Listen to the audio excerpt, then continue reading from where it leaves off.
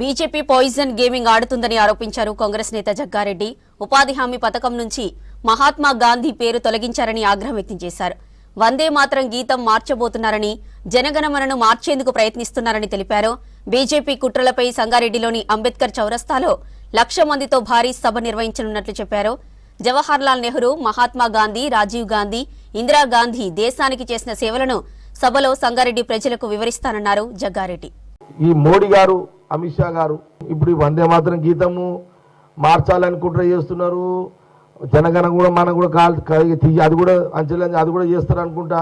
మహాత్మా గాంధీ నోట్లు ఉండొద్దు అని డిజిటల్ చేస్తున్నారు. ఇంత కుట్రలు పాలన అవసరమా? ఈ బీజేపీ ప్రభుత్వం మహాత్మా గాంధీ గారి మీద, నెహ్రూ గారి మీద, రాహుల్ గాంధీ కుటుంబం మీద కుట్రలు ఏవైతే చేస్తున్నారో దాని మీద పెద్ద మొత్తంలో తెలంగాణ ప్రాంతంలో నేను పెద్ద ఎత్తున మహాత్మా గాంధీ, జవహర్లాల్ నెహ్రూ ఆ కుటుంబం మీద బీజేపీ చేసిన కుట్రలకు వ్యతిరేకంగా చేస్తున్న ప్రయత్నాలను తిప్పికొట్టే దాంట్లో ఉద్యమాలు సంగారెడ్డి హెడ్ క్వార్టర్గా తప్పకుండా నేను పెద్ద ఎత్తున ప్రజలను సమీకరించి ప్రజలను మళ్ళీ ఇది పరిస్థితిని చైతన్యపరుస్తూ వాళ్ళ చరిత్రను చెబుతూ కొంత సంగారెడ్డిలో పెద్ద ఎత్తున సభలు కూడా పెట్టడం కూడా జరుగుతుంది. నేను ఈ మధ్యలో ఒక పెద్ద సభ కూడా ఏర్పాటు చేస్తా.